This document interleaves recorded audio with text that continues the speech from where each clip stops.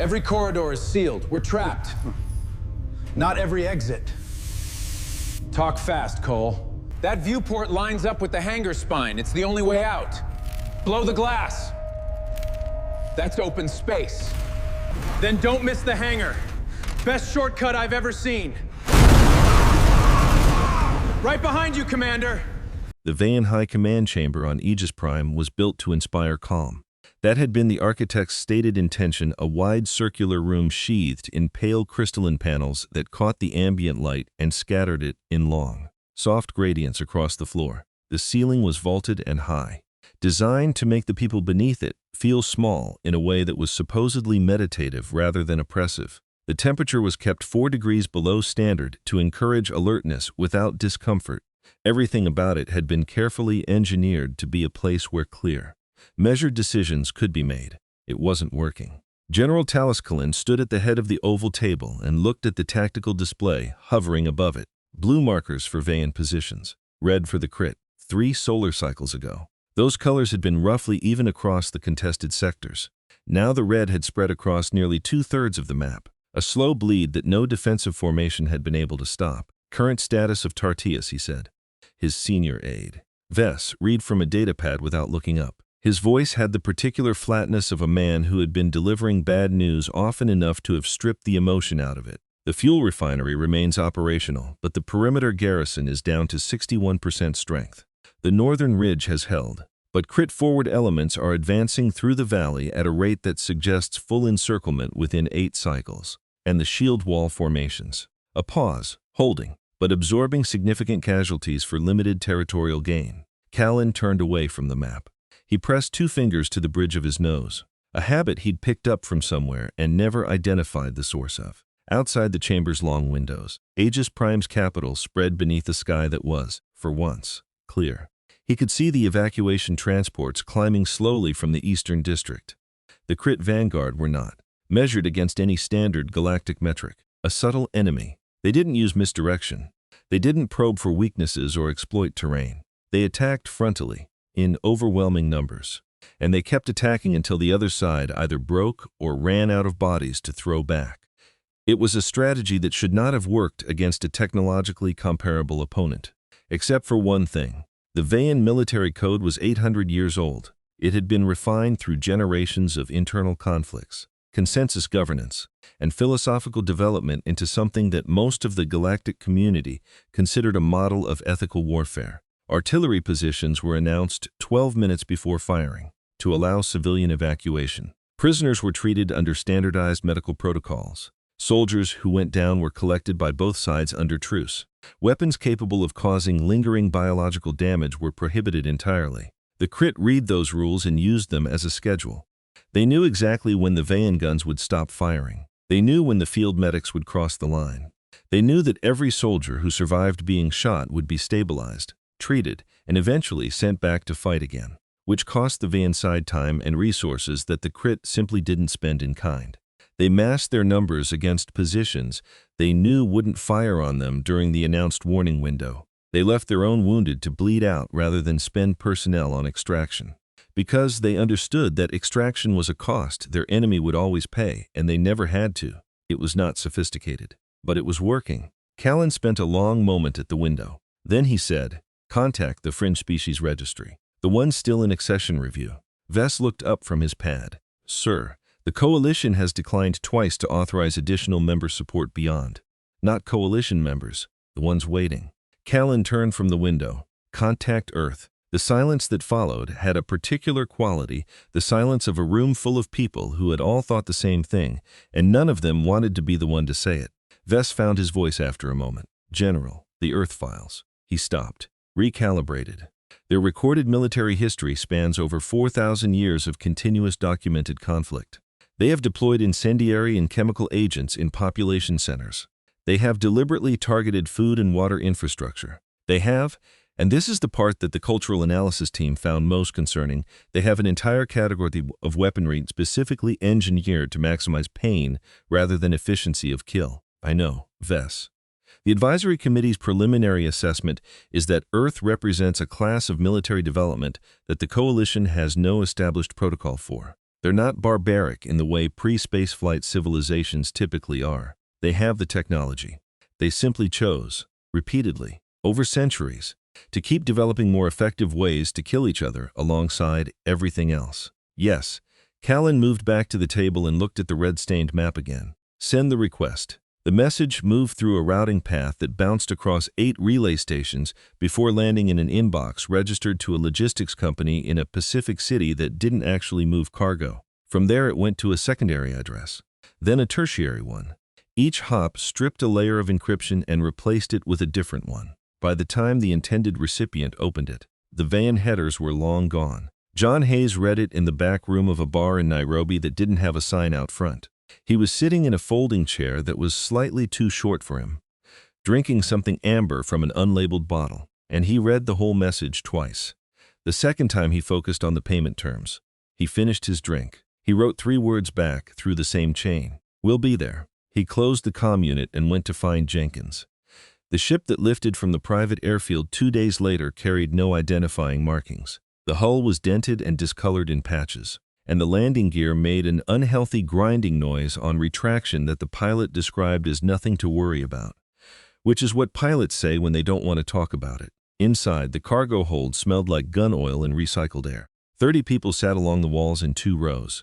They were not taken as a group, what most people would picture when they heard the word soldiers. A few had that quality the way their posture settled into stillness rather than relaxation. The unconscious awareness of doors and windows and the space between themselves and the people around them. Others were harder to read. A woman with close-cropped hair was stripped down to a base layer and asleep against a duffel bag. A man in the middle row was running his thumb along the edge of a fixed blade, not sharpening it, just feeling.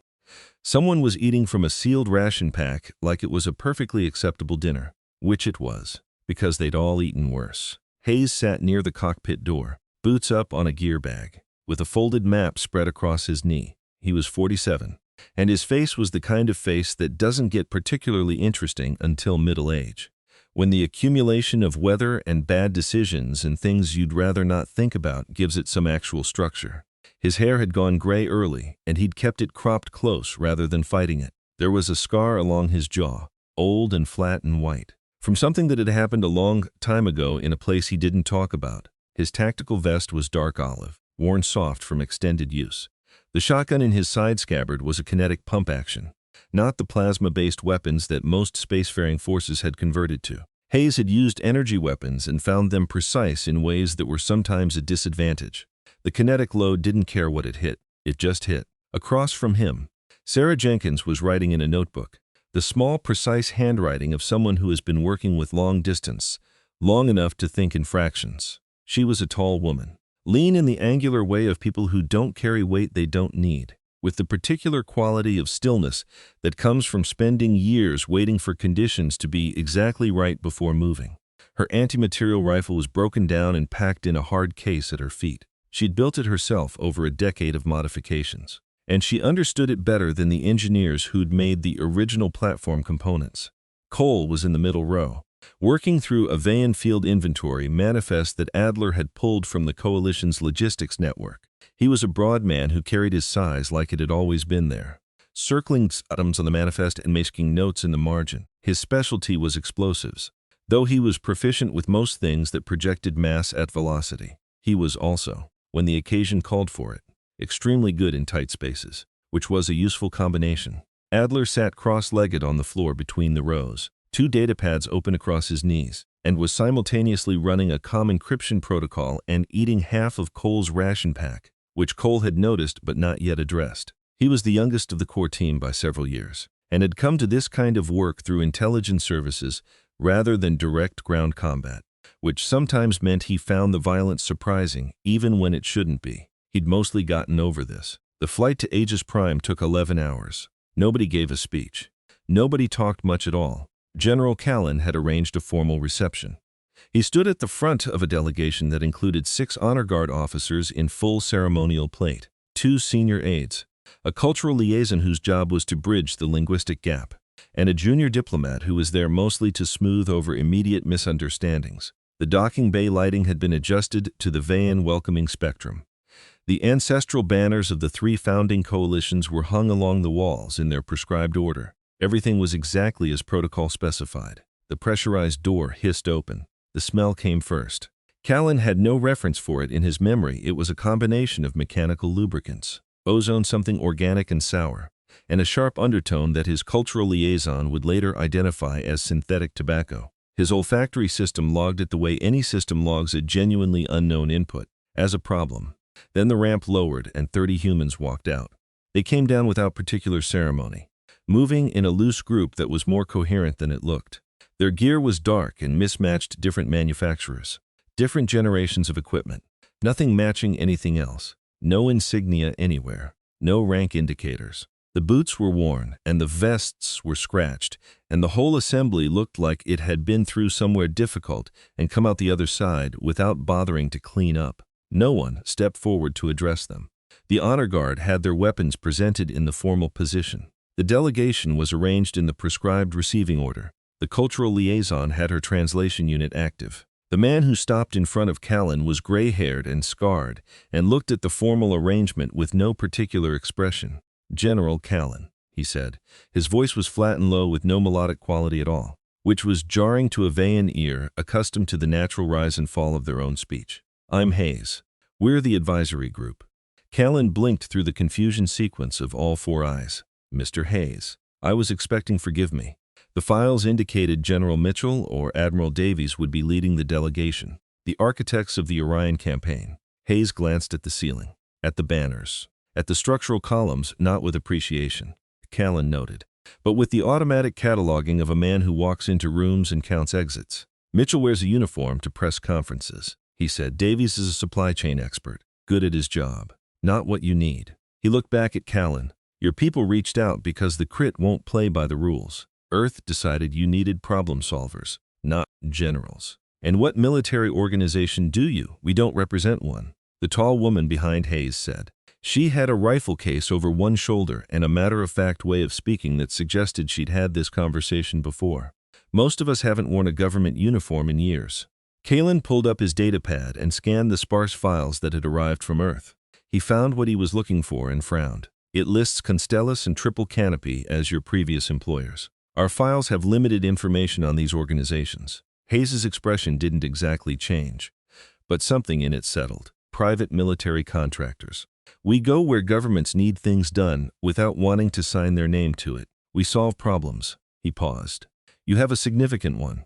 The cultural liaison made a subtle gesture, the diplomatic term for PMC translated, in the Vasion framework, to something roughly equivalent to honorless mercenary killers, though she had the presence of mind not to relay this particular translation aloud. Callan's dermal plating shifted through a range of violet that, in Veyan physiology, corresponded to something between moral distress and pragmatic resignation.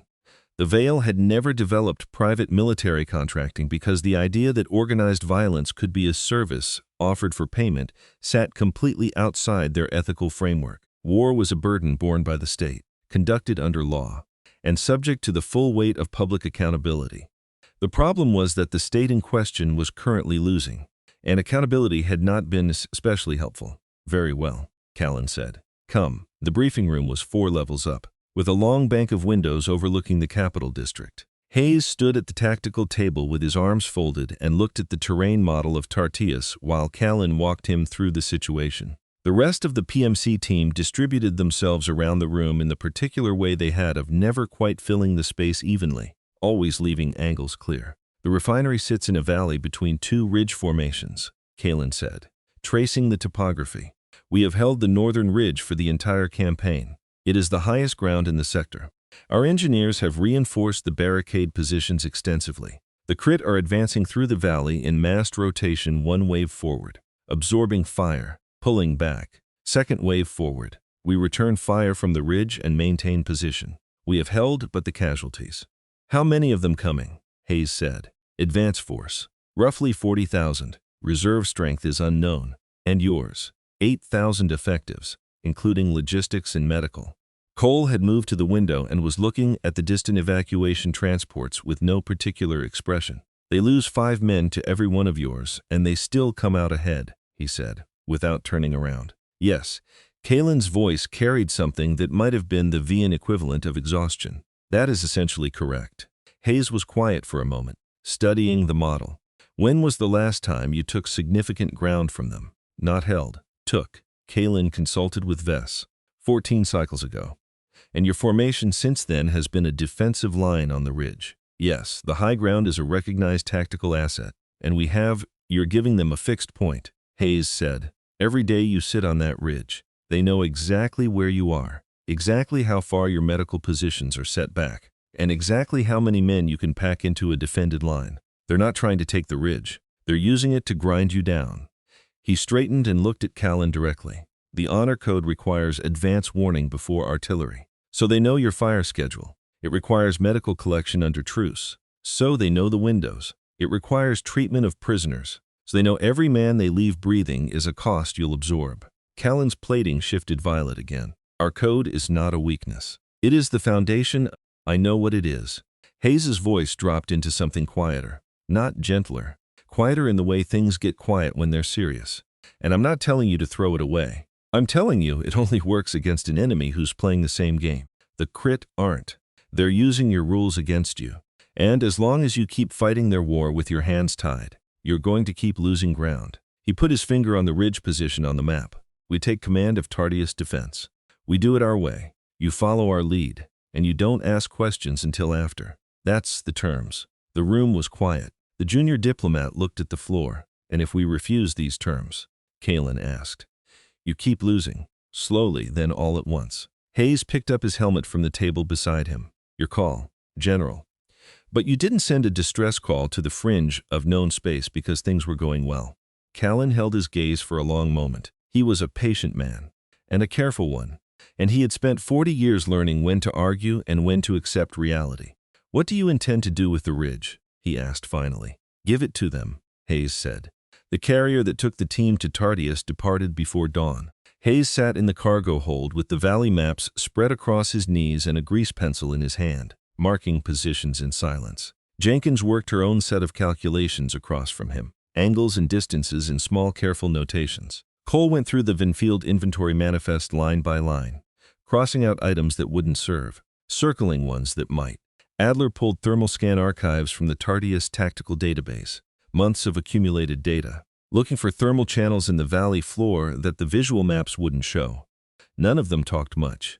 The shape of what needed doing was already forming, each person working their piece of it, the way they'd learned to work. Below the carrier, through the small porthole beside Hayes, the lights of Aegis Prime fell away. Above, through the same port, the sky shifted from atmosphere to stars. On the tactical pad strapped to his thigh, the red markers over Tardius pulsed slowly. Hayes capped the grease pencil and closed his eyes. 4 hours to the drop zone.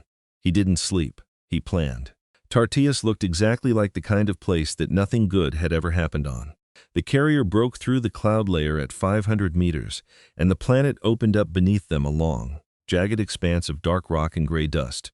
The surface carved into ridges and valleys by geological events that had stopped caring about aesthetics millions of years before any living thing arrived to have an opinion about it. The sky was a permanent bruised color, purple-brown where it met the horizon, darker above, lit from within by the distant flicker of electrical storms that never quite reached the ground. Ash drifted in slow, unhurried columns between the rock formations. Hayes looked out the porthole for about 4 seconds, took in the terrain, and looked back at his map. Cole had been watching the same view. Ugly place to die, he said. Any of them are, Jenkins said, without looking up from her notebook. The carrier set down on a flat shelf of rock 2 kilometers behind the Vayan defensive line. The landing was rough, the pilot fighting crosswinds that came down off the ridge in unpredictable gusts, but the ship stayed together, which was the only requirement Hayes had given him before departure. The ramp dropped, and cold air pushed in, smelling of sulfur and something chemical underneath it that didn't have a name in any language Hayes spoke. The human team walked out in 2s and 3s, pulling their gear, eyes already moving across the terrain. No one stopped to get oriented. They'd been oriented since Adler pulled the topographical scans on the carrier. They knew which direction was north, and they knew where the crit lines were, and they knew what they had to work with. What they had to work with was, in Cole's professional assessment, not great. The Vayan defensive position was a long, neat line of translucent energy barricades along the crest of the northern ridge. Anchored at both ends by generator housings the size of small vehicles and connected by a series of modular reinforcements that had clearly been installed carefully, over time, by people who took pride in doing things correctly. It was, from an aesthetic standpoint, impressive. It caught the ambient light in a way that would have been beautiful in a different context. From a tactical standpoint, it was a problem. Hayes stood on the ridge and looked out over the valley. Even in the flat light, the scale of what was coming was visible. The valley floor below was approximately 3 kilometers wide at its narrowest point, flanked on the far side by lower rock formations that gave the crit their forward staging ground. Through his field scope, he could see the heat signatures of their advanced positions, hundreds of them, and those were just the ones that weren't bothering to conceal themselves. Captain Vale Lear, the Vayan's officer commanding the ridge garrison, came to stand beside him. Lear was younger than Callan, with the precise bearing of an officer who had trained extensively and fought somewhat less. He was clearly trying to decide whether to be respectful of Hayes's rank assigned, not earned, in Lear's view, or to lead with the objections he had been forming since word came down that humans were taking tactical command. He split the difference by saying nothing and waiting. "How long have you been holding this line?" Hayes asked. 14 cycles. Same formation the whole time. We've adjusted the barricade spacing twice and extended the secondary positions on the eastern end. Hayes lowered the scope, and in 14 cycles. How many meters of ground have you taken from them? Lear's dermal plating shifted very slightly, which Hayes couldn't read but which the Vayan soldiers nearby understood as something close to embarrassment. The ridgeline is a defensive posture. We have held the ground. That's a no. We have prevented the crit from advancing to Captain. Hayes handed the scope back without looking at him. I'm not criticizing your soldiers. I'm telling you the position is wrong. He turned and started walking back along the ridge toward the generator housings. Tell your engineers I need them on the western barricade. We're taking it down. Lear blinked, all at once. I'm sorry. The barricades. We're removing them. Lear caught up in 2 quick steps. Those took 6 cycles to install. They're reinforced to military-grade specification. They provide the primary coal. Hayes called ahead. Cole was already crouched beside the nearest generator housing, running his hand along the base panel with the focused attention of a man solving a problem. He looked up. Yep. How long to pull the generators? 2 hours if I'm being careful. 1 hour if I'm not. Don't be careful. Lear grabbed Hayes's arm. It was a move he regretted almost immediately, because Hayes stopped, looked down at the hand on his arm, and then looked up at Lear with an expression that communicated, without any actual words, a complete and detailed history of every person who had made the same mistake. Lear let go. These barricades, Lear said, working to keep his voice controlled, are the only physical cover on this ridge. Without them, we are completely exposed to direct fire from. They're a beacon. Hayes said, they tell the crit exactly where your soldiers are standing. At night, those generators put out enough heat to read from orbit. The crit haven't used their heavy plasma artillery yet. You know why? Lear didn't answer. Because they're still advancing into effective range. But once they're there, they're going to look at this ridge with its nice bright generator signatures, and they're going to turn the whole thing to glass. You're not defending from this ridge. Captain, you're waiting to die on it. He paused. We're going to give them the ridge. All of it. The silence stretched long enough that Lear could hear the wind moving through the rock formations below. That is, Lear said, very carefully, contrary to every recognized doctrine of yes, Hayes said, and walked away. For the next 12 hours, the human team worked. The Vayan soldiers watched them from a distance that was partly respectful and partly the instinctive caution you maintain around something you don't fully understand. The humans didn't explain themselves, and they didn't ask for assistance until they needed specific materials. And when they did ask, they were precise about it. This quantity of this compound, this many meters of that cable, these specific fittings from the transport repair depot. They weren't rude about it. They simply had no interest in conversation that didn't advance the work. Cole ran the primary demolition setup. He stripped the fuel cells from 3 of the generator housings and ran long primary lines down from the ridge into the valley floor, burying the charges under the ash and rubble in positions that corresponded to a grid he'd calculated from the thermal scan data Adler had pulled. The soil on Tardius was volcanic, unstable in specific ways, and Cole understood those ways. He wired the buried cells to the salvaged chemicals from the Veyan engineering supply compounds that were individually stable but collectively in the right ratios. Something significantly more interesting. He did this with a relaxed, systematic care, the way skilled people do things they've done many times. Adler spent the first 4 hours pulling apart a cluster of Veyan sonic relay communicators that the garrison had been using for localized broadcasts. He rewired the directional emitters and tested them against the acoustic profile of the crit war chant, which he had a recording of from the tactical files. The crit used auditory command signals, heavily tight frequency bands, standardized tones that meant advance and fall back and form up and deploy. Adler built a broadcast unit that could project recorded audio through the valley fog in targeted directions. He didn't explain what it was for yet. He set it to the side and went back to the schematics. Jenkins spent the afternoon ranging the valley floor. She moved slowly and in a pattern that wasn't random, though it would have looked random to anyone watching, working her way down into the jagged rock formations below the ridge and marking positions. Each marked position had 3 things in common: overhead coverage from thermal detection, unobstructed line of sight to 2 or more approach angles, and a clear exit route that didn't require moving through open ground.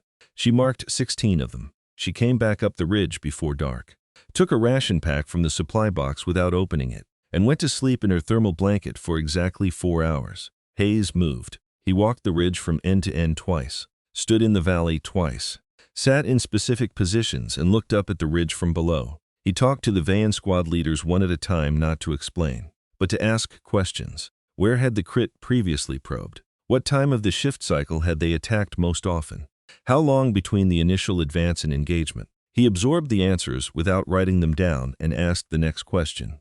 By midnight, the ridge was empty of barricades. The generator housings had been relocated below the ridge line and covered with thermal blankets. Where the neat defensive line had stood, there was nothing but dark rock. From below, in the valley, the ridge looked abandoned. That was the point. Lear watched Hayes come back from his final walk of the positions and fell into step beside him. The Veyan officer had spent the last several hours in a state between anger and a kind of sick fascination, watching the humans methodically dismantle everything that his garrison had spent months building. His objections had faded, partly because Hayes didn't engage with them, and partly because he'd started to see the shape of what was being assembled in place of what had been removed. He didn't like it, but he could see it. They'll think we retreated, Lear said. Yes, Hayes said. When they advance to claim the ridge, they'll mass there. It's what they do. They're a formation-based force, and they've been looking at this ridge as an objective for 14 cycles. The moment it goes quiet, every commander in that advance force is going to want to be the one who takes the high ground. Hayes glanced at him. How many do you think we'll get? Lear looked down at the valley, where Cole's buried charges waited under ash and volcanic dust. I don't know. A lot, Hayes said simply. The crit came at dawn. They came in the way the files had described and the thermal scans had confirmed. But seeing it in person was different. It was a mass of bodies moving in coordinated waves, thousands of them. The heavy chitinous armor of their forward infantry catching what little light existed in the pre-dawn sky. They chanted as they moved a low, rhythmic sound that traveled through the rock before they were visually close, felt more than heard. And the Veyan soldiers in the valley positions gripped their weapons a little tighter and waited for orders. No orders came from the ridge, because there was nothing on the ridge. The crit advance slowed. Through the scope of his field monitor, Hayes watched the forward elements halt. Relay signals back through their command chain. Receive new signals. The calculation was visible even at distance. The Veyan line had broken and run. The high ground was undefended. Every crit commander looking at that empty ridge in that moment saw the same thing, an objective that was theirs, available right now. Before the enemy recovered and re-established position, the advance became a surge. They moved fast, breaking the rolling wave formation in favor of direct advance, flooding toward the ridge in a press of thousands. They filled the valley approach, then the lower slope, then the ridge itself, banter carriers among them driving their poles into the dark rock and raising the crit flags. Within 20 minutes of reaching the crest, the ridge was packed with crit shock troops, 3,000 of them packed into the narrow space, dense and loud and completely exposed. clustered directly above a grid of buried charges that had been placed by a man who had spent 14 years blowing things up and understood exactly what 3,000 bodies packed tightly above a buried fuel cell array would produce. In the trench below, Hayes watched the thermal monitor on his wrist. The heat blooms were tight and overlapping, exactly where Cole had said they would be. "Cole," he said into his comms. "Ready," Cole said, from somewhere 20 meters to his left. "Do it." The detonation did not sound like an explosion. At first, it felt like a compression wave that slammed through the chest and pushed the breath out, followed by a rolling concussive impact that knocked the Veyan soldiers in the forward positions flat. Then the sound caught up, a sustained roar that went on longer than seemed possible. And the ridge that had been the defining feature of this valley for 14 cycles, the defensible high ground that 8,000 Veyan soldiers had bled and died to hold, erupted upward in a column of orange fire and pulverized black rock that climbed until it disappeared into the cloud layer. The silence after it was absolute. Then the ringing set in, and the dust began to fall, and Hayes lowered his forearm. Where the ridge had been, there was a crater. The far edge of it was still burning. Lear was on one knee 40 meters away, steadying himself with one hand on the ground, staring at the smoke. His face, as much as Veyan faces could be read, was blank in the specific way that faces go blank when something has happened that the brain hasn't finished processing yet.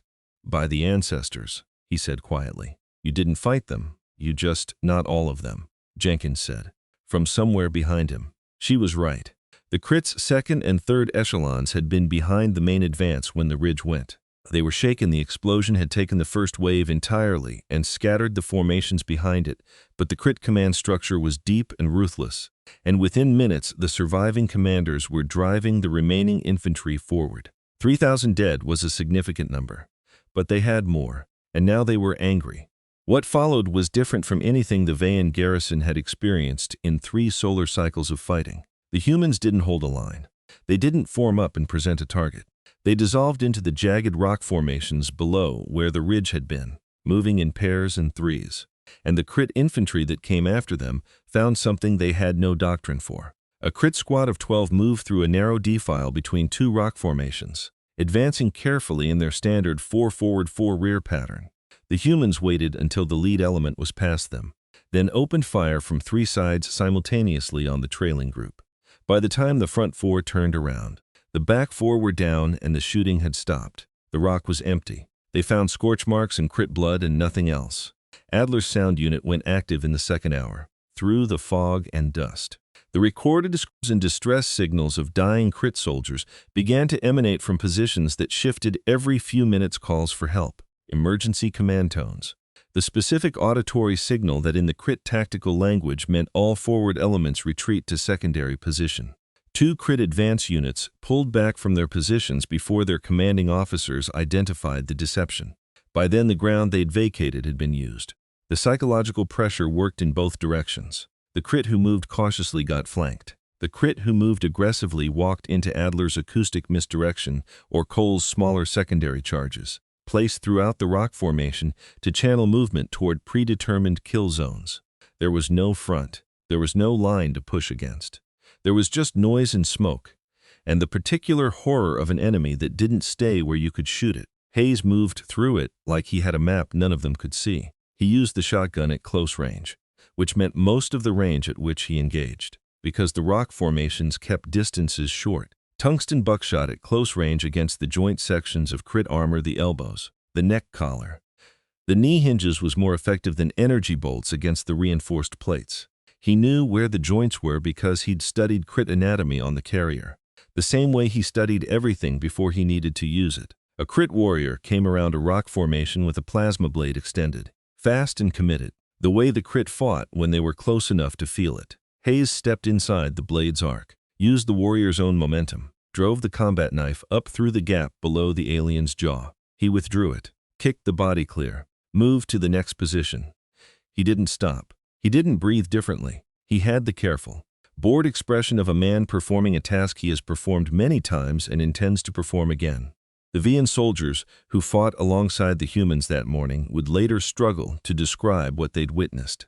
The confusion wasn't with the tactics; those could be explained, analyzed, reconstructed in a training context. The confusion was with the humans themselves. They didn't shout.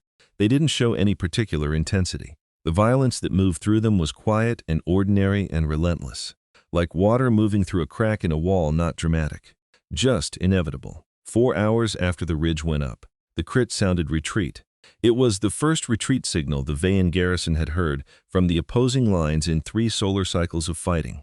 It came over the crit command frequency as a standard signal. Nothing unusual about the code itself. But the Vayan communications officers who heard it looked at each other without speaking, because none of them had been prepared for what that particular signal would feel like. The valley went quiet by degrees, first the plasma fire, then the movement, then the sounds of the secondary charges, then just wind moving through rock.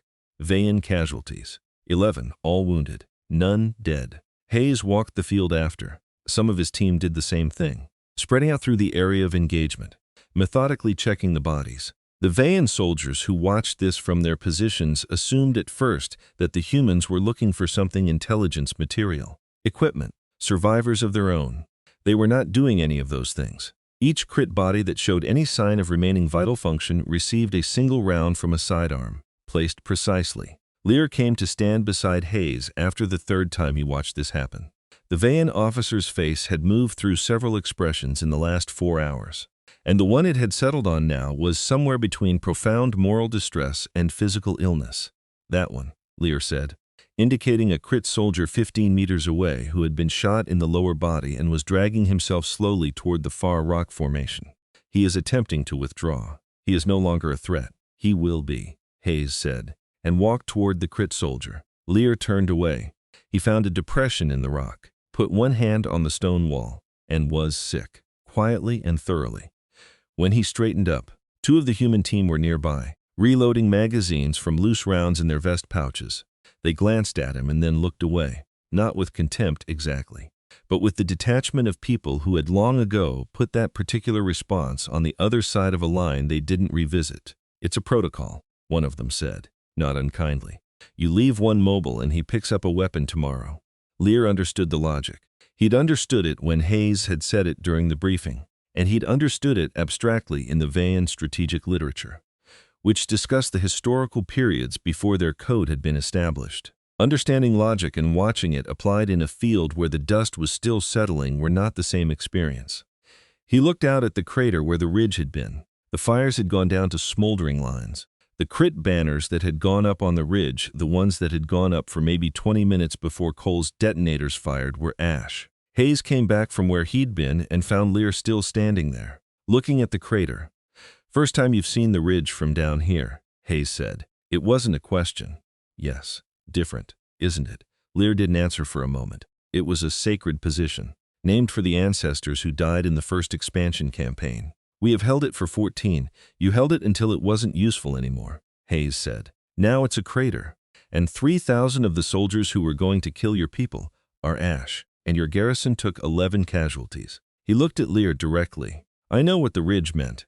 I'm sorry it's gone. But you can build a monument to the ancestors somewhere the enemy isn't using as target practice.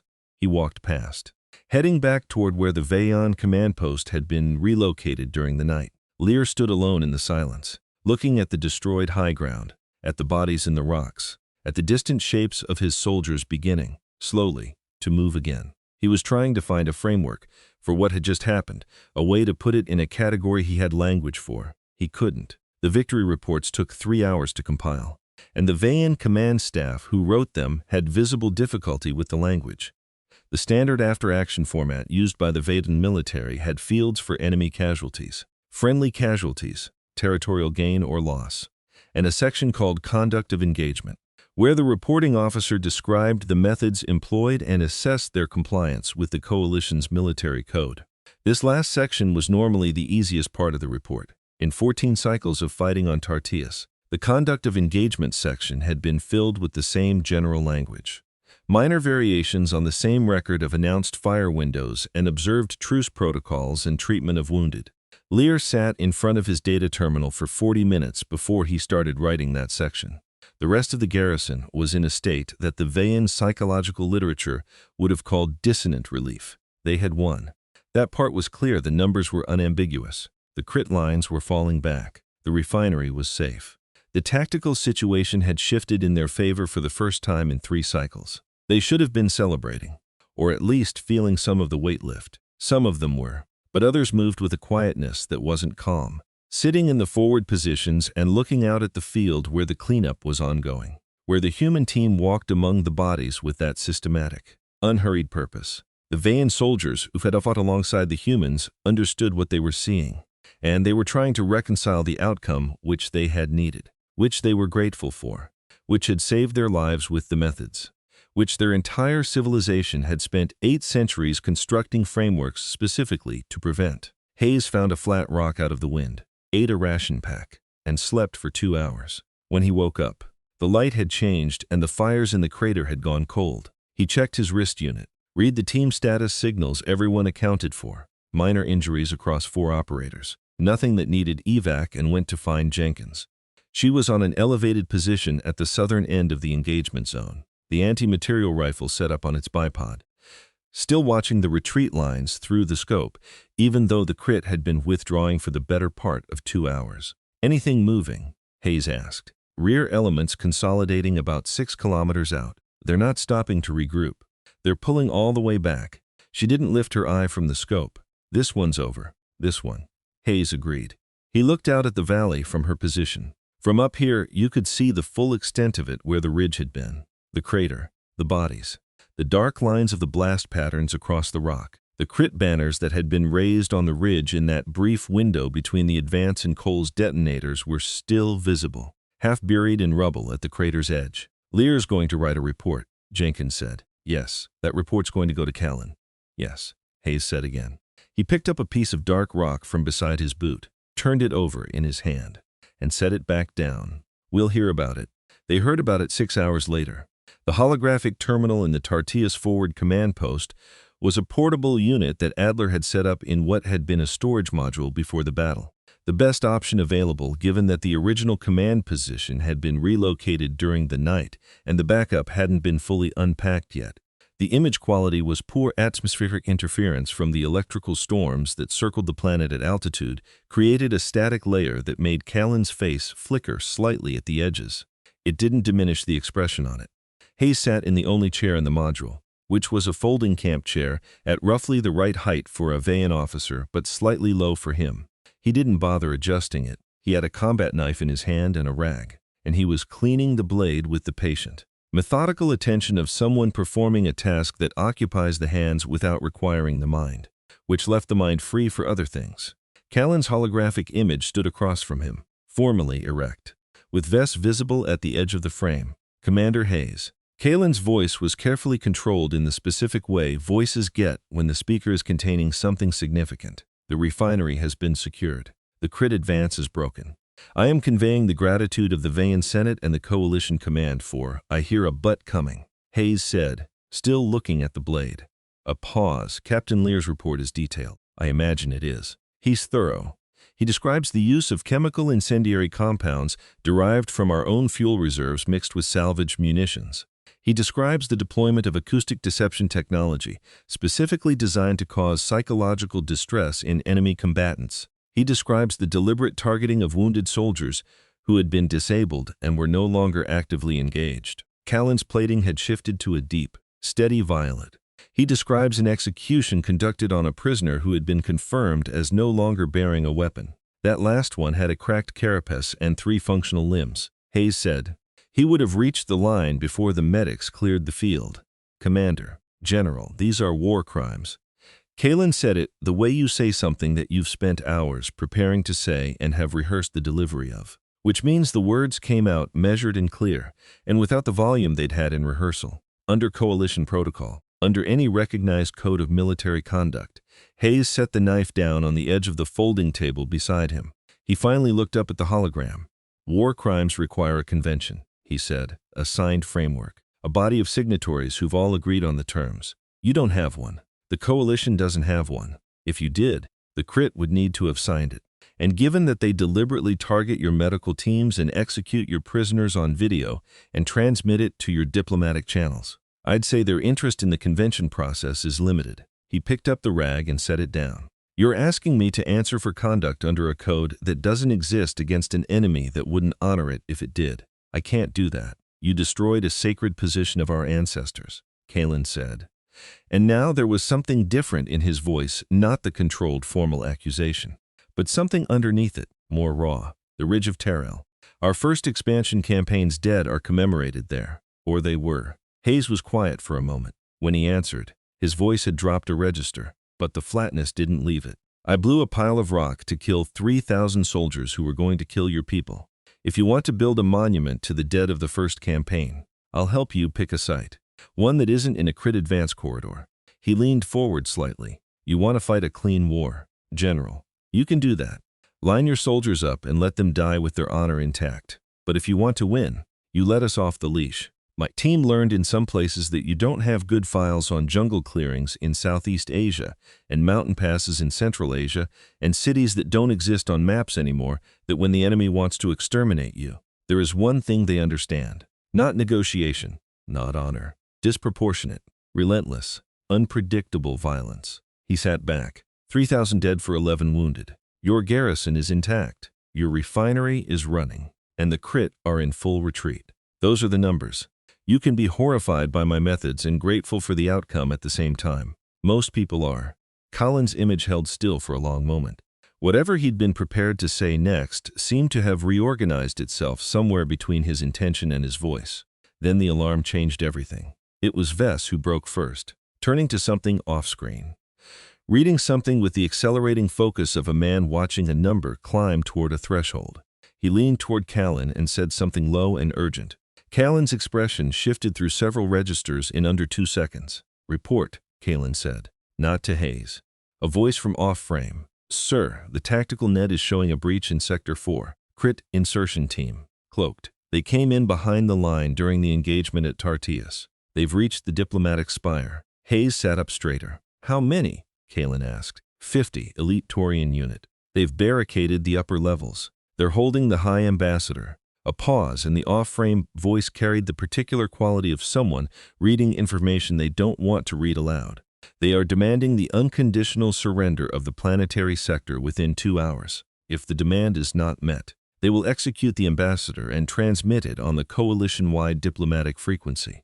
The silence that followed was different from the silences that had preceded it. Callan turned back to the hologram. Something had gone out of his bearing, the formal erectness, the controlled diplomatic posture. What was left was just a soldier, an older one, looking at a problem that didn't have a solution he could see. Commander Hayes, if the High Ambassador is killed on that broadcast, the coalition fractures. 3 of the primary member species have their representation concentrated in his office. Without him, the Alliance consensus mechanism collapses, and the crit don't need to fight for this sector, they wait for us to dissolve. He paused. Our breach teams are 40 minutes from the spire. The Taurians have kinetic shielding on the upper levels. We would need 2 hours minimum to break it conventionally, and they will execute him at the first sign of external force. You'd be right, Hayes said, if you were planning to knock on the front door. He was already standing, looking around the module for his helmet. I don't understand, Callan said. Your breach teams announce themselves. They form up outside. They call in the equipment. They give the hostage takers time to prepare a response. Hayes found his helmet on a shelf behind him and picked it up. We don't do it that way. The spire has been built to coalition security specifications. The upper levels where the Praetorians are entrenched. I heard you. Hayes keyed his comm. Adler, spire schematics. Sector 4. Send everything. Adler's voice came back immediately, which meant he'd been listening. Already pulling. Boss, it's a 60-story crystalline tower on a composite alloy frame. Taurians are in the penthouse suite.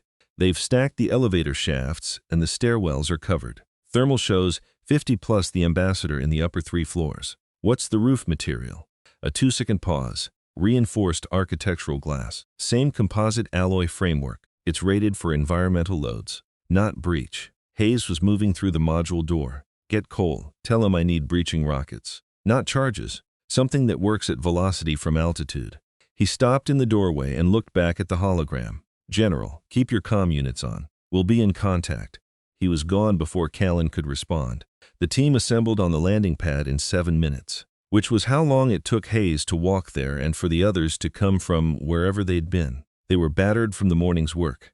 Jenkins had a bandage wrapped around her left forearm from a fragment hit she hadn't mentioned. Cole had ash in his hair and a dark stain across the front of his vest that had dried to the color of rust. Adler looked like he'd been awake for 36 hours. Because he had, none of that mattered, and none of them raised it. Hayes stood in front of them on the pad, 50 Praetorian elite in a fortified high-rise. They have the High Ambassador. Coalition gives us a 2-hour window before this becomes irreversible. He looked at them. We're going black. No negotiation.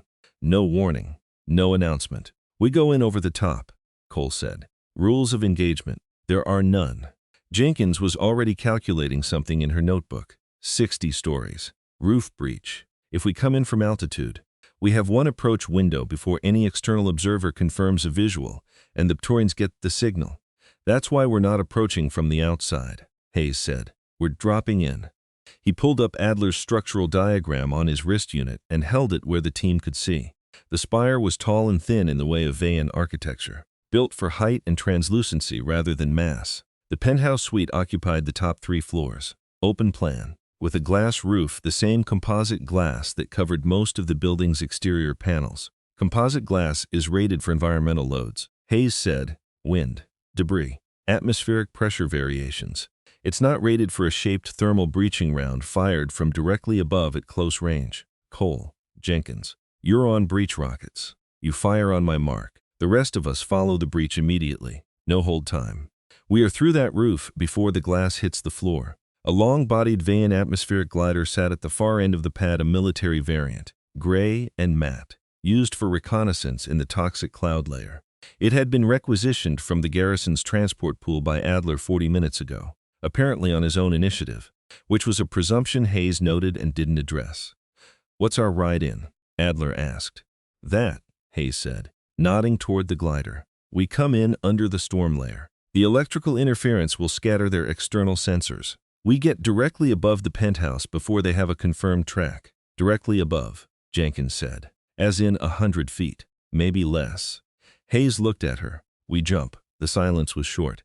Right, Cole said, and went to load the breach rockets. The glider lifted from the pad 15 minutes later, with the team inside and the safety harnesses removed to make room for the ordnance load. Adler had stripped the interior himself, working fast with the panel toolkit from the maintenance kit. The cabin was cramped and smelled of hydraulic fluid, and the electrical storm layer at altitude threw the glider around in ways that the airframe was technically rated for, but that felt much worse than the specifications suggested. Hayes sat beside the pilot, a young Veyan officer named Sess, who had been told by Kalen that he was to take these humans wherever they asked and ask no questions, and who was, to his credit, asking no questions, though his dermal plating had been cycling through colors that Adler privately assessed as indicating significant personal distress. Keep us in the cloud layer, Hayes said. I need the spire on visual before we come out below. The sensor interference at this altitude will affect our own navigation, Sess said. That's fine. We know where we're going. Jenkins was in the back, checking the breach rockets. They were Veyan military hardware, designed for the atmospheric sensor array maintenance crews who occasionally needed to breach sealed panels from the exterior. They were not designed for what she was about to use them for, but the physics were compatible and she'd confirmed the burn temperature would do the job. She had 2. Cole had 2, 4 breach points. 2 seconds between Cole's and hers to stagger the glass failure across the roof span. Then they fell in. Adler was on the tactical net, watching the thermal readout from a coalition surveillance satellite that he'd borrowed access to without formally requesting permission. Thermal is showing the ambassador on the 2nd level of the penthouse suite, room on the south side. The main Praetorian cluster is between him and the northern stairs. He paused. Their commander is big. The thermal signature is reading almost double the others. Praetorian commanders are bred for size, Cole said. Ceremonial thing.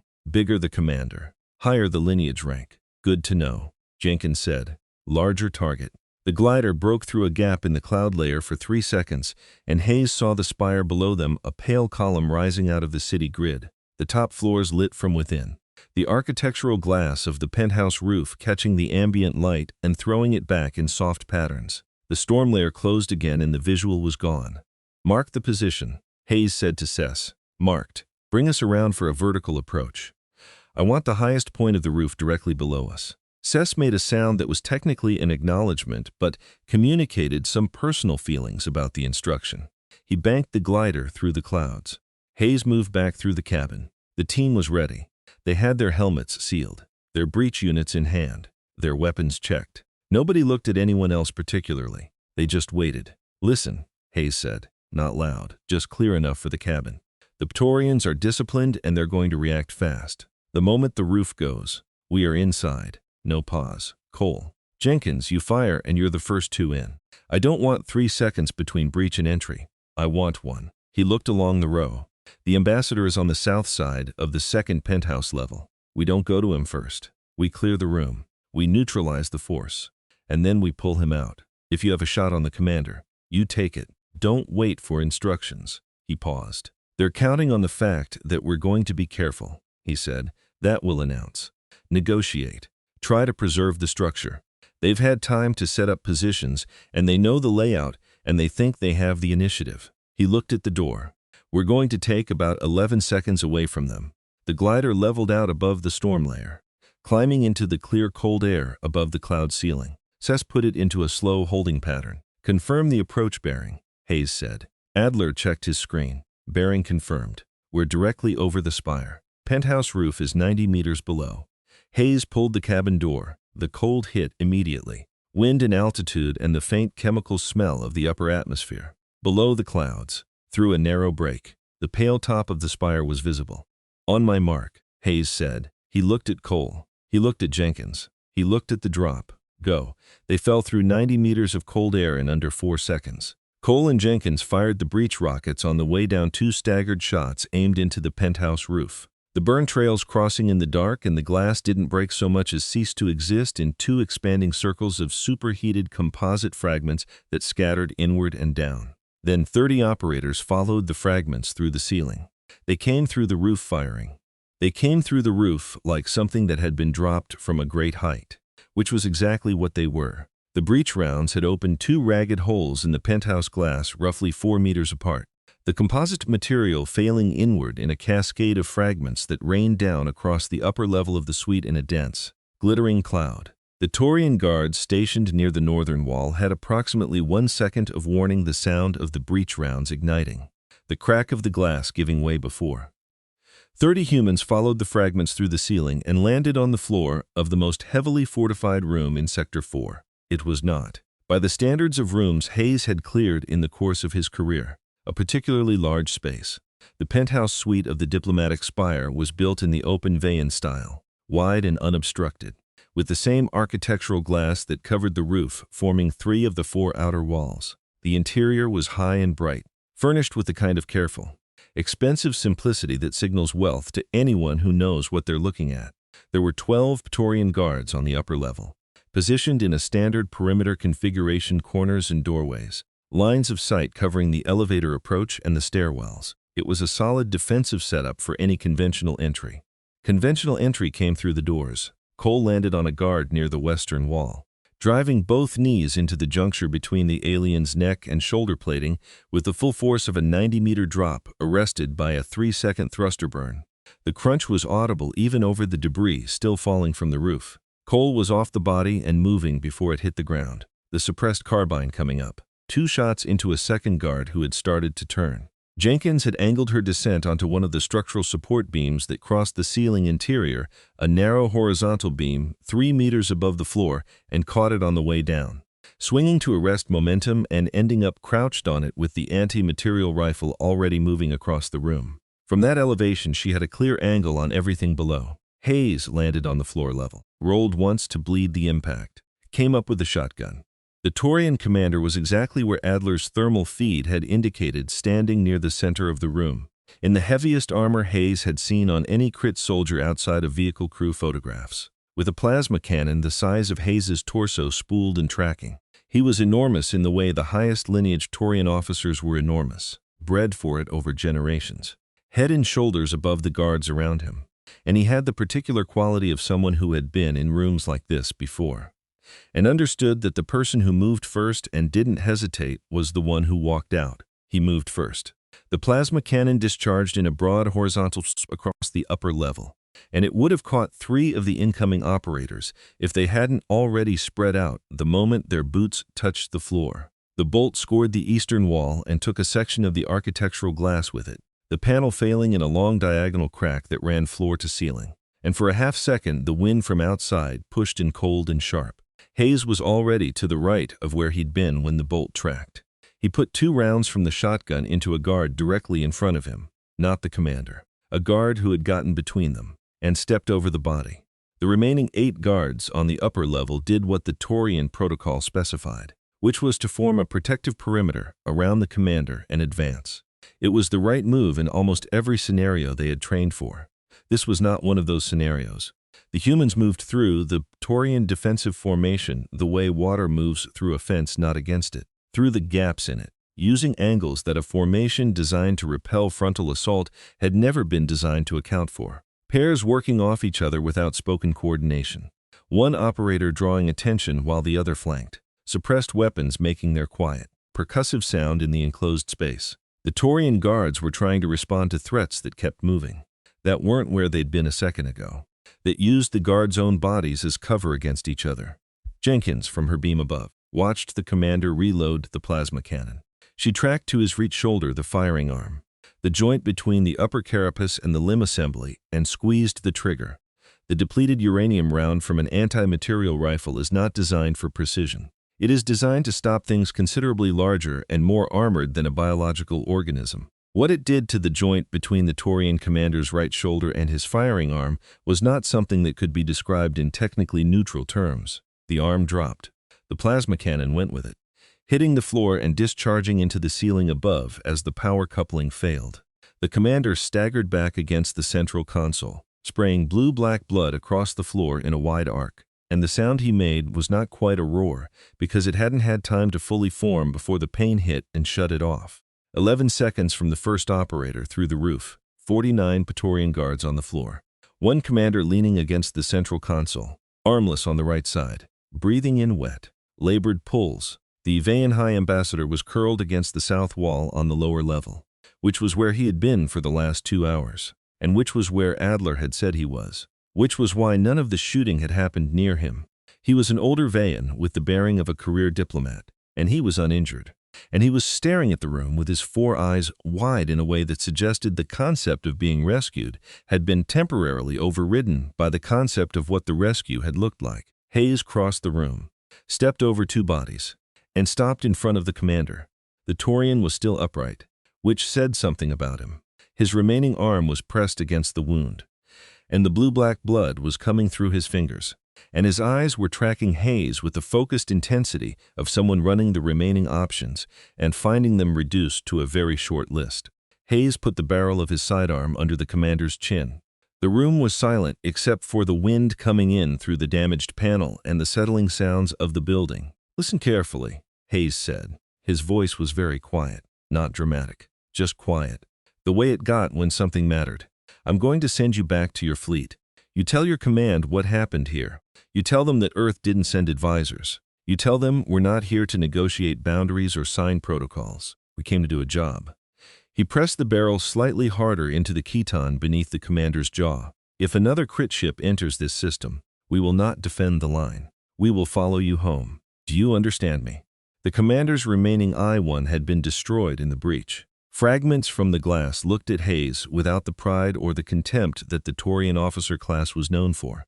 What was there instead was something that the Crit military doctrine had no word for, because they had spent generations breeding it out of their frontline soldiers. The commander made a sound that the translation unit registered as assent. "Good," Hayes said. He pulled the trigger. The shot was small and precise, and the commander was dead before the sound finished echoing in the room.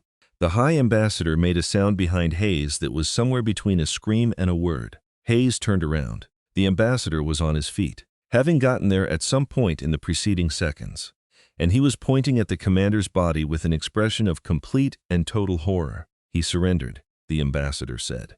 "He acknowledged your authority. He was going to deliver your message." Hayes holstered the sidearm. "I lied," he said. The ambassador stared at him. "He wasn't going back," Hayes said. He was going back to tell his fleet command that 30 humans held a diplomatic spire with suppressed kinetic weapons and dropped through the roof, and his fleet command was going to adjust their protocols accordingly. The message I want delivered doesn't travel well through a living recipient. He turned to Cole. Find me the commander's transport, whatever he used for the insertion approach. I need the cargo bay intact. Cole nodded and moved toward the stairwell. The ambassador had not moved. He was looking at Hayes with the expression of a man who has just understood something about the world that he genuinely wishes he hadn't.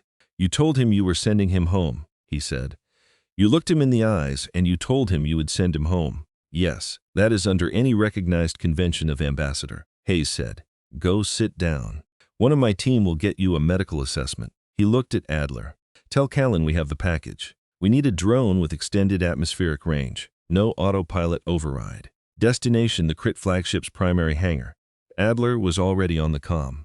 He had the particular expression of someone who had made a decision not to have opinions about certain things, and was holding to it. The supply drone lifted from the spire's upper landing pad 40 minutes later, after Cole had done what Hayes asked him to, which is not something that requires description in technical detail. The package was sealed in a reinforced cargo container, the kind used for biological samples in field conditions, with a simple physical lock. Pinned to the exterior was a piece of synthetic parchment that had been taken from the spire's communications office, where it had been used for formal treaty reproductions in Old Medium, which was part of the point. The message written on it was in the Universal Standard Script, rendered in a dark substance that was available in the room. 3 words. The drone climbed through the storm layer and kept climbing, navigating the atmospheric gradient toward the orbital threshold, where the Crit Armada hung in holding formation above the planet's northern pole, aboard the flagship Scourge. The drone was registered as a Veyan logistics vehicle. The transponder code matched the standard format. The approach vector was consistent with a surface-to-orbit cargo run, and it was allowed to approach the secondary hangar on the assumption that the Veyan command was sending materials up. This assumption was not entirely wrong. They were sending materials, just not the kind the Armada had been expecting. Overlord Vask was on the command deck when the notification reached him. He was reviewing the bombardment calculations his weapons officers had prepared, columns of targeting data for the Coalition's remaining cities, numbers representing yield and coverage and estimated casualty projections.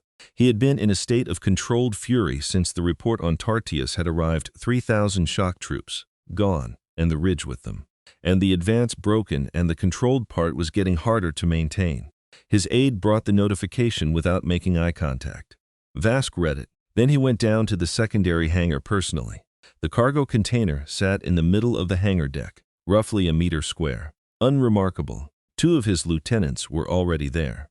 One had the physical lock open.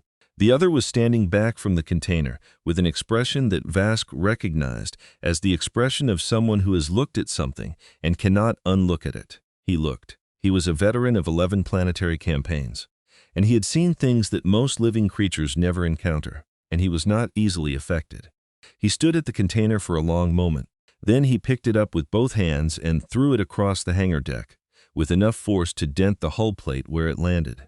The sound echoed through the hangar for several seconds. His lieutenant stood very still. Target the surface, Vask said.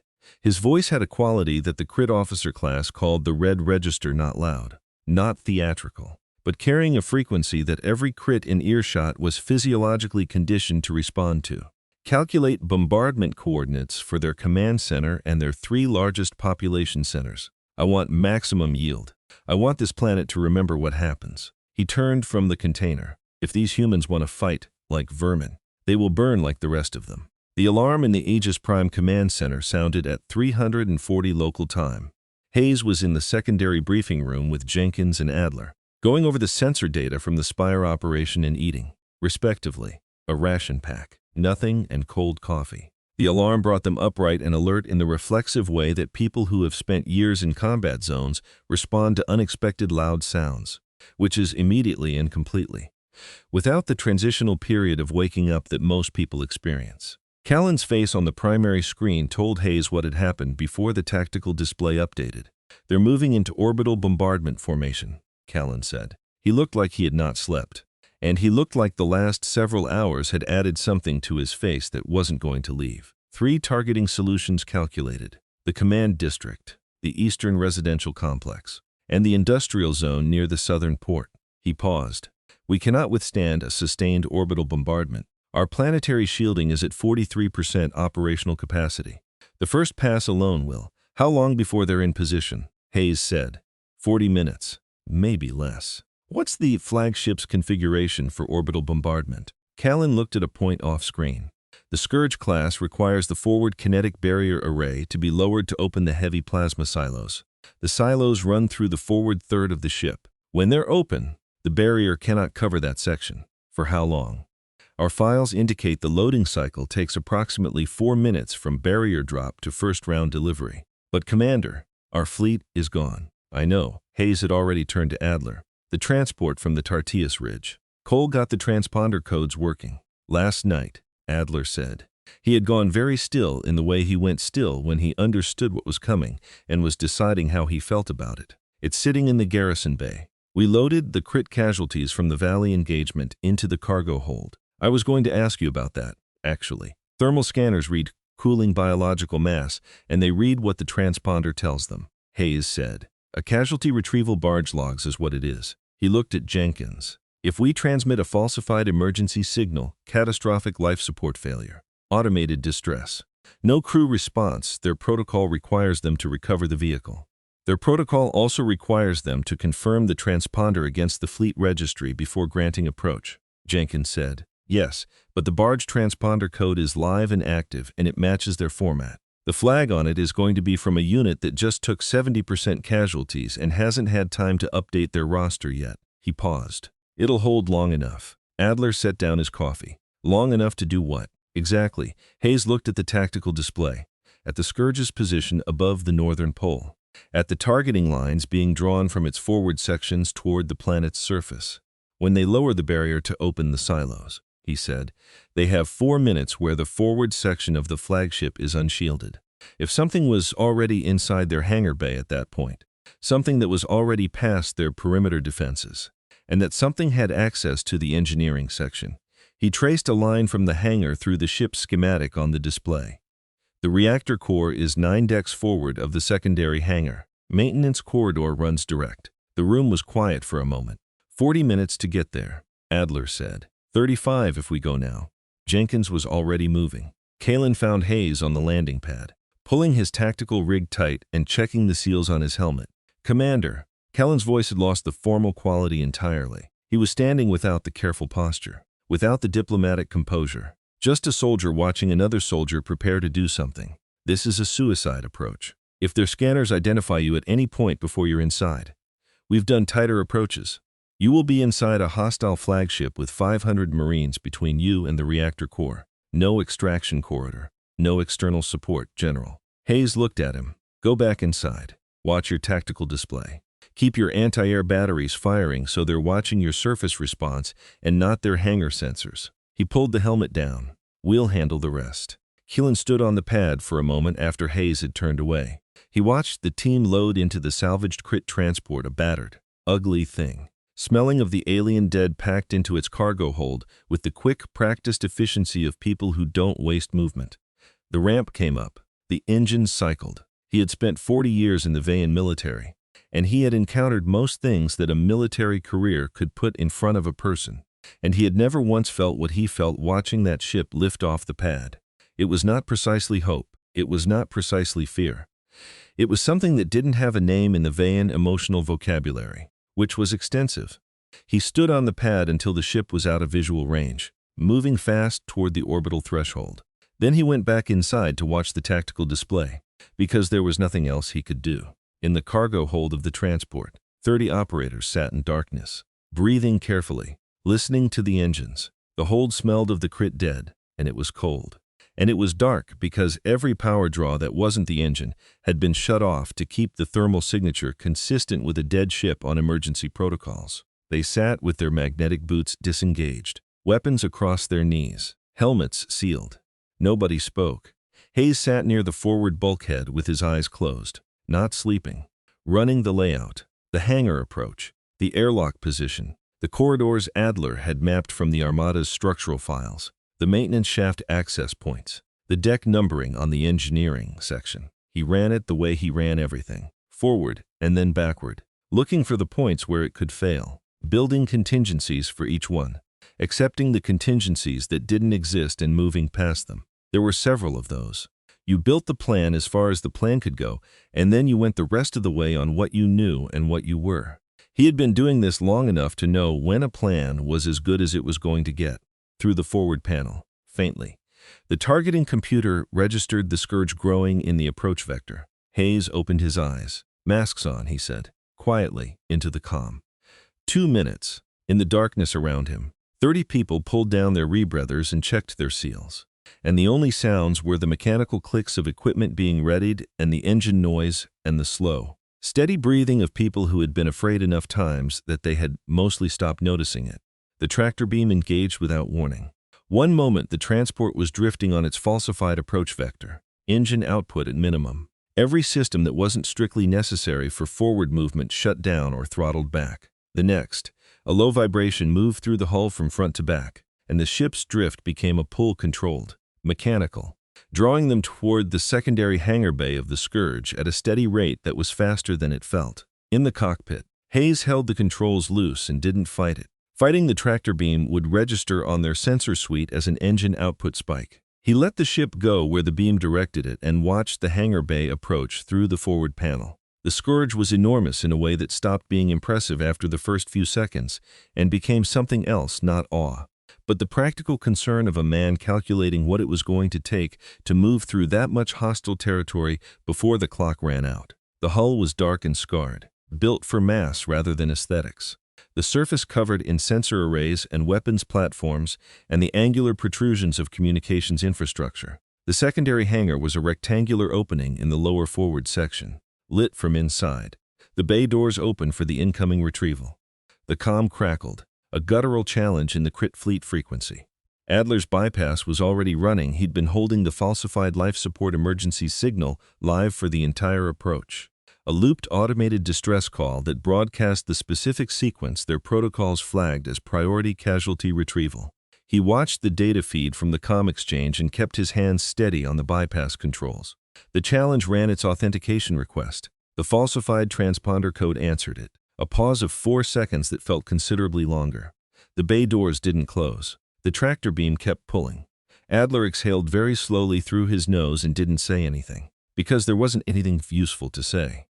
The transport crossed the threshold into the hangar bay and the doors closed behind them.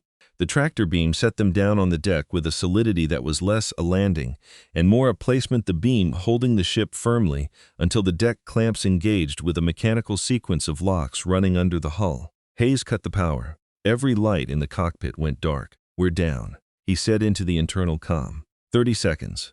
In the cargo hold, the team was already on their feet. Magnetic boots active. Weapons up.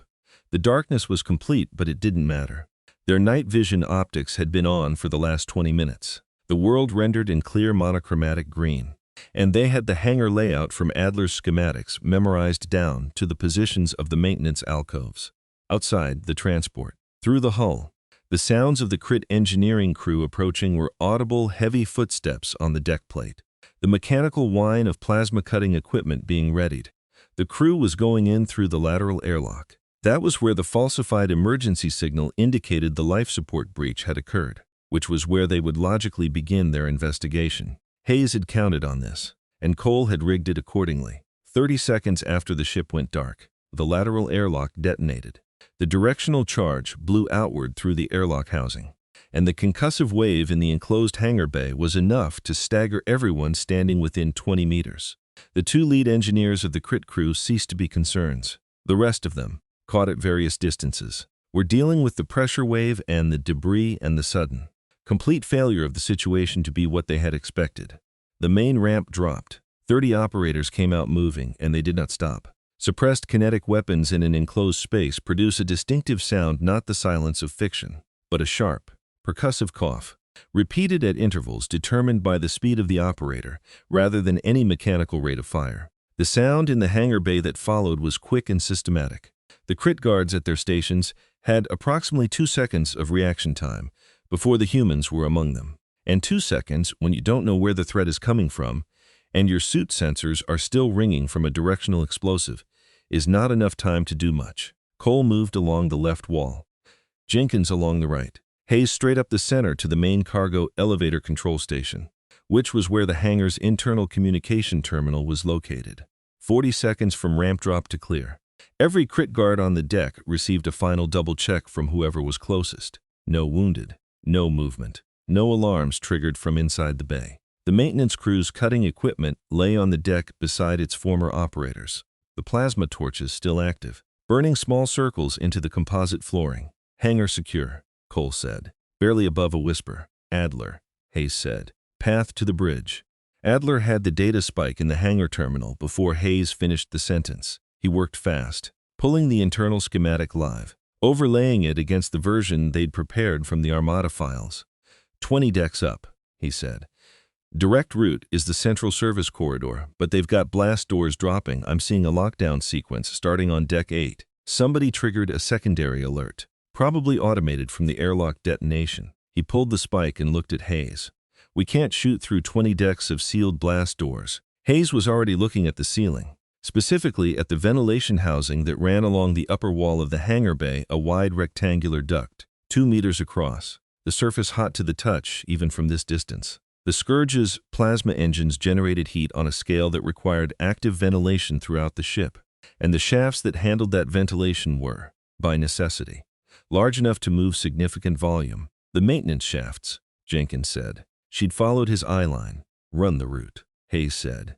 Adler pulled the engineering overlay. A path appeared not straight, but continuous, running from the hangar ventilation intake through the upper decks in a series of junctions that connected, eventually, to the secondary maintenance corridor on deck 19, one level below the command bridge. Temperature in the upper shafts is going to be around 60 degrees, Adler said, maybe higher near the engine crossfeeds. We've been in hotter, Cole said, and moved to find the access hatch.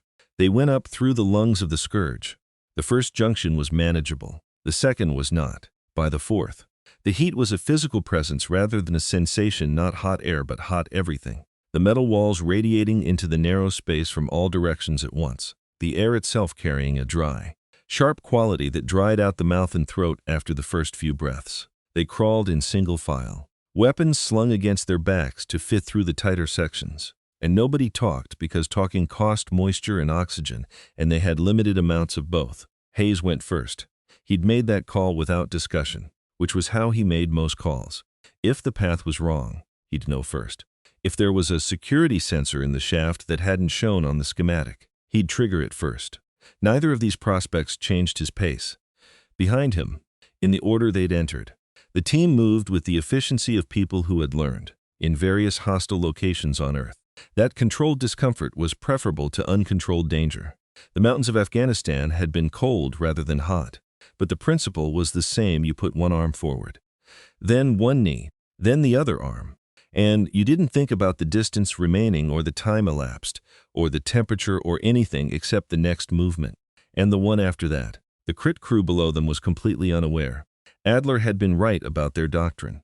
A species that relied on frontal force and armored advance had no tactical framework for an enemy that bypassed impenetrable doors by fitting into the spaces behind the walls. The thermal sensors in the ventilation system were calibrated to detect overheating in the mechanical components of the ship, not the specific signature of human body heat against an already scorching background. They moved through the Scourge's infrastructure, and the ship didn't know they were there. 40 minutes from the hangar, 20 decks. Hayes reached the grating above the main corridor leading to the command bridge and pressed himself flat against the shaft floor, looking through the slats. The corridor below was wide and clean and lit with the flat operational lighting of a working warship. 12 Praetorian guards. These were not garrison troops or engineering crew, they were the command deck detail, in heavier armor with longer weapons, standing in the specific configuration of soldiers who take their assignment seriously and have been doing it long enough to stand correctly without thinking about it. Hayes made 2 signals with his right hand. Jenkins acknowledged. Cole acknowledged. Grenades first, then the drop. He counted on his fingers against the shaft floor where the team behind him could see it. 3, 2, 1. They kicked the grating. The grenades went in 2 directions, fragmentation along the floor line to take the legs. Flashbang toward the center to overload the Taurian optical receptors. which were larger and more sensitive than human eyes and correspondingly more vulnerable to sudden intense light. The detonations in the enclosed corridor were loud enough to feel in the chest cavity, even through the shaft walls. And Hayes was through the grating and dropping before the sound finished. What happened in the next 20 seconds was very fast and very close and very final. The Taurian guards in the corridor were good soldiers dealing with two simultaneous sensory overloads. The shrapnel had taken several of them below the knee joints, which were the least armored section of the standard Taurian combat rig, and the flashbang had temporarily reduced the effective vision of the rest to shapes and movement. Against a conventional entry team, this recovery time would have been enough. Against 30 operators who had dropped from the ceiling and were already inside the guard formation, it was not. Compact weapons at zero distance. Combat knives for the ones who were down and still moving. 11 seconds of violent, percussive contact, then silence and smoke. And 12 Taurian guards on the floor of the corridor. Breached the door, Hayes said, pulling his knife clear. Cole had the C4 against the blast door locking mechanism before Hayes finished the sentence. The shaped charge was small and precisely placed. Cole didn't use more than he needed, which was a habit born from years of situations where more than you needed produced consequences that were difficult to explain afterward. Ready, Cole said, and stepped back. The blast door came off its housing in one piece and went into the command bridge, traveling fast. The hinges sheared clean, the door itself becoming briefly a projectile before it hit the far wall of the bridge and dropped. The smoke came with them. Overlord Vask had been on the bridge for 11 hours, and he had not slept. And he was in the particular state of a commander who has committed to a course of action that he is certain is correct and is now waiting for the execution to confirm his certainty. The bombardment calculations were ready. The targeting solutions were locked. His weapons officers had the authority to execute on his order. And he had been about to give that order when the internal alert had flagged the hangar incident. He had not gone to the hangar. Commanders who leave the bridge when an engagement is imminent do not remain commanders. He had sent 40 Marines and waited for the situation report. The situation report had not come. He was thinking about this when the blast door came off its hinges. He moved immediately, the plasma cannon in his hands before the smoke cleared, the targeting system cycling up with the automatic speed of a weapon he had used for decades. He swept the muzzle toward the breach point and fired. The bolt was aimed at the center of the entry point, which was where, in every engagement Vask had studied and participated in, the entry team would be concentrated. The bolt hit the frame of the blast door housing and melted a section of the bulkhead and destroyed a console that had nothing to do with weapons or navigation and was therefore unfortunate collateral damage. The humans were not in the center of the entry point. They were in the corners and behind the structural pillars and moving along the walls in directions that required the plasma to track faster than a single shooter could manage. And by the time Vask had recalibrated for the spread, Jenkins had already moved into the position she'd identified on the way through the corridor. The anti-material round took his right arm at the shoulder. The pain registered before the crit physiology suppressed it, and in that fraction of a second, Vask made a sound he had not made since the first campaign of his career. When he had been young and the war had been new and things could still surprise him, the plasma cannon hit the deck. The power coupling failed and discharged into the ceiling. Around him, his bridge officers were dying. They had drawn their ceremonial blades, a tradition in crit command culture, the officer's personal weapon as distinct from standard armament, and they had charged the intruders, which was the correct response under crit doctrine and a fatal mistake against opponents who had compact automatic weapons at close range and no hesitation whatsoever about using them. 30 seconds from breach, the command bridge of the Scourge, which had directed 11 planetary campaigns and had never been boarded, was a graveyard. Every console was still active. Screens showing the targeting solutions and the bombardment countdown and the status of the armada outside. The operational heart of the invasion still beating, surrounded by its dead. Only Vask was standing, and standing only because the wall was holding him. Hayes walked through the smoke and stopped in front of him. The shotgun was leveled at the Overlord's chest. Vask was looking at him with his remaining optical receptor 1 had been damaged by the flashbang. The left side of his face showing the burns, and there was no pride left in the look. But there was something that wasn't surrender either. Something harder than that. The crit didn't have a word for what Vask was feeling because the crit didn't acknowledge it as a state worth naming. He had spent his career on the giving end of situations like this one. You have no honor. Vask said. The universal translator rendered his voice in a flat, mechanical tone that nonetheless carried the register of the accusation clearly. You hide, you crawl through walls. You strike from darkness like something without, I know, Hayes said. Vask stopped. He hadn't expected agreement. Hayes stepped closer. Honor is what you tell yourself in the dark when you need to sleep, he said. You came into this system and you looked at the veil and you saw a species with rules. And you used those rules to take them apart. You didn't feel dishonorable. You felt efficient. He held Vask's remaining eye with a gaze that was completely without malice or satisfaction, which was somehow worse than either would have been. You wanted to know what we are. We're what you would have been if you'd been doing this for 4,000 years instead of using mass and brute force to win. We learned everything you think you know about war. And then we learned what came after it. The barrel pressed against the crit commander's chest plate. The meanest thing in the jungle doesn't win because it's the biggest. It wins because it doesn't stop. He pulled the trigger. Vask was dead before the sound fully resolved. Hayes turned away from the body immediately. Adler, reactor, already in. Adler was at a secondary terminal, the data spike in deep, both hands moving across the interface. I have engineering control, boss. I can set a 10-minute overload sequence, but the moment I initiate it, the ship's automated systems are going to flag it across every terminal on every deck. We're going to have every Marine on this ship heading for the bridge. How many Marines? Internal sensors show approximately 500, distributed across decks 4 through 18. Set the fuse, Hayes said. Everyone else. Thermite on the navigational computers and the communication relays. Every relay you can reach. I want them dark and deaf before we go. The team moved through the bridge with the quick, purposeful efficiency of people who know exactly what they're doing and have a hard deadline to do it by. Thermite charges went against the primary navigation computer housings, the communication array junction boxes, the secondary targeting interface, small devices, placed precisely, with timers set to run concurrent with the reactor sequence. Cole was at the last relay when Adler pulled the data spike. Sequence initiated, Adler said. 10 minutes from mark. He looked up from the terminal. We have a problem with the extraction route. The vents, Hayes said. Marines have sealed 3 of the 4 access corridors below Deck 15. The 4th one opens into a security checkpoint that's going to have more personnel than we want to engage with 8 minutes on the clock. Hayes was already at the forward viewport of the bridge. The Scourge's command deck was positioned at the forward upper section of the ship, and the viewport a massive panel of reinforced permaglass, 3 meters tall and nearly 8 wide. Designed to give the commanding officer an unobstructed forward view, looked out over the bow of the ship into the clear black of open space, below and far distant. Aegis Prime was a sphere of brown and gray cloud, lit from one side by the system's star.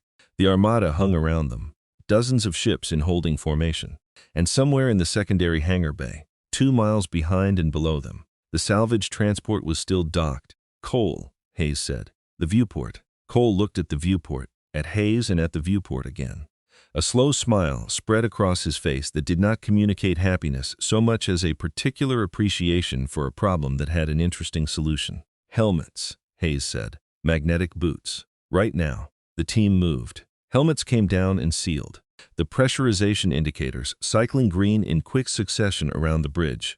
Magnetic boot clamps engaged with a deck plate with a sequence of mechanical locks. 30 operators anchoring themselves to the floor with the Scourge's own deck metal.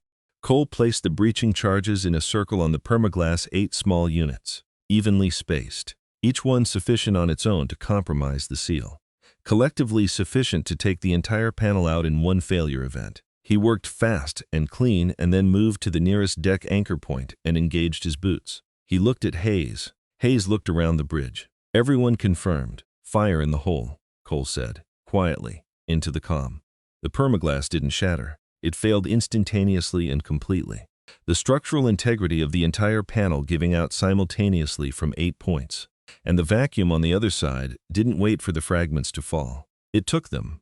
It took everything that wasn't bolted down or magnetically anchored. The dead crit bridge officers, the loose equipment, the data pads and weapons and the fragments of the blast door, all of it went outward in a single violent breath. And the silence that followed was absolute because there was no longer any medium for sound to travel through. Hayes disengaged his boots. The vacuum took him too. And that was the point. 30 operators in sealed suits tumbled out of the command bridge of the Scourge and into open space at orbital altitude above Aegis Prime, surrounded by the debris of a ship that had 9 minutes left on its reactor countdown. The first 3 seconds were freefall genuine, weightless, uncontrolled freefall, which is not a comfortable experience under any circumstances and is particularly not comfortable when you are in the immediate vicinity of a 5-kilometer warship surrounded by an armada of cruisers. Hayes fired his suit thruster in a controlled burst, bleeding the tumble, stabilizing his orientation. Around him, the rest of the team did the same. The small blue-white flickers of 30 individual thruster systems, creating a brief scattered constellation against the black. The secondary hangar bay was visible below and behind them, a rectangular lit opening in the ship's lower hull, the transport still inside. They used the debris field for cover, where they could hull fragments and the contents of the bridge moving outward in a slowly expanding sphere, and angled their descent toward the hangar approach with the measured thruster burns of people who have learned to be extremely careful about how much fuel they use when there is no resupply option. The crit ships in the surrounding formation were moving, their sensor arrays active, but whatever they were tracking it was the flagship's hull breach and the debris pattern, not 30 small thermal signatures moving slowly through a debris field that was generating significant radar scatter. Hayes hit the hangar deck first, boots locking before the impact could bounce him back. He was through the inner door and at the transport ramp before the last of his team had come through the bay entrance. They came in fast and loud, magnetic boots slamming against the deck in rapid succession, the airlock cycling as fast as it could manage, the cabin pressurizing before everyone had their helmets fully up. Hayes was in the cockpit when the cabin pressure hit breathable. He didn't wait for the indicator to confirm. He fired the engines, and the transport went off the deck and through the hangar bay doors before the automated systems registered an unauthorized departure, because the automated systems had 7 minutes left before they stopped mattering. The transport punched out of the Scourge's hangar bay, and Hayes put everything the engines had into the burn toward the planet below, behind them. The Armada's outer defense systems were tracking the unauthorized departure. Targeting solutions were being calculated. In one of the cruisers, a weapons officer was receiving authorization codes. The Scourge detonated before the codes cleared. The reactor overload didn't produce fire. Fire requires oxygen, and there isn't any in space. What it produced was light, a brilliant, expanding sphere of white that lasted 3 seconds and then contracted to nothing, leaving in its place an expanding cloud of superheated gas and structural fragments that had been, moments before, the most powerful warship in the Crit Armada. The shock wave that followed the detonation spread outward at a velocity that the surrounding cruisers could not maneuver away from in time. It stripped shields. It knocked ships out of their holding formations. It disrupted sensor arrays and communications relays and the navigational locks that kept the Armada in its coordinated positions. It did not destroy the cruisers. The Scourge's reactor was not large enough for that, but it did something more consequential. It cut the command thread that held the Armada together. The Crit military structure was not designed for decentralized command. Every unit's doctrine referenced the flagship for authorization, for communication, for the flow of orders that kept the collective mass moving in coordinated directions. When the flagship went dark, permanently and without a succession protocol being activated, there was no fallback. There were individual ships with individual captains who were receiving no orders and had no way to reach anyone with the authority to give them. The first jump happened 12 minutes after the detonation. One of the outer cruisers, its captain making a decision that was either cowardice or tactical sense depending on how you evaluated it, engaged its hyperspace drive and was gone. Then another, then 3 at once. The cascading departure of a fleet without a center, each ship's absence making the remaining ones more likely to follow, until the space above Aegis Prime's northern pole held nothing but debris and cooling gas and the slowly dispersing remnant of the Scourge. Down on the surface, the targeting solutions on the command center's display winked out one by one.